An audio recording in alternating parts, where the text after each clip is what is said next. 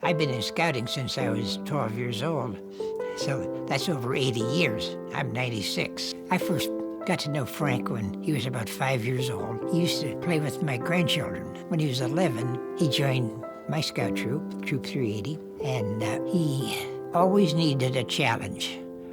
And that's the way he has lived his life, seeking challenges, completing them. I landed on D-Day and with the 4th Division and landed on Utah Beach where the gate drops down, you know. Then I fought through the hedgerow fighting and then battled the Bulge and then joined Patton for the drive across Germany. My platoon had set up a position waiting to meet up with the Russians on the Elbe River and got word that the Germans had built up some type of a defensive position down on Austrian border and Czech border, and my job is to go find it. And so I'm going up a steep ravine, and we got about halfway up. It was all zeroed in. Morrisville started popping in on top of us. I got hit here in the leg, and that's why I'm using a cane today. I was scoutmaster for 33 years, and Frank grew up in the troop.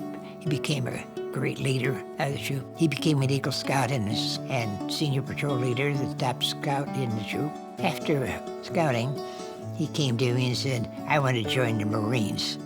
And I said, "Frank, I fought with the Marines during the war, fine organization, but you're going to be a grunt and you're probably going to get killed." And I said, "What do you want to do?" "Oh, I want to learn how to operate heavy equipment." So that's the Corps of Engineers. He wound up in Kosovo and Morocco. When he returned, he said, "They want me to go to leadership school." I said, "Well, Frank, that's no problem. You could handle that, but it's a tough course." He says, "Well, I can do it." So that was a 3-month course in the middle of the winter down at Fort Campbell. About 2 weeks before the class was over, he called. He wanted me to come down. I went to the Post Theater, and Frank was the honor student of the class. The class was about 160 people, all sergeants. Frank was a corporal, and he was the honor student of the class. That was just an example of Frank's drive to achieve success. What impresses me is his seeking out difficult positions and accomplishing the task. I've admired the way he lives. He lives by the Scout creed of duty to others, duty to God and country, service to others, keeping yourself physically strong, mentally awake, morally straight. Frank has lived by that creed.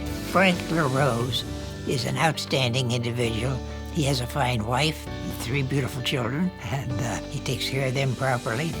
He's a good family man. He just represents what a good citizen should be. He's done a superb job as a state senator. I know a lot of the state senators, and he's most admired by both sides of the Senate. He's very, very strong, fine Christian man, good father, good family man, and good citizen. Frank is a man of integrity. What he says, he'll do, and I'm proud to have been part of his life.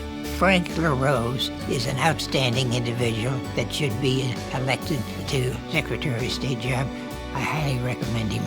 I have nothing but the greatest admiration for him, and know he will be a fine Secretary of State.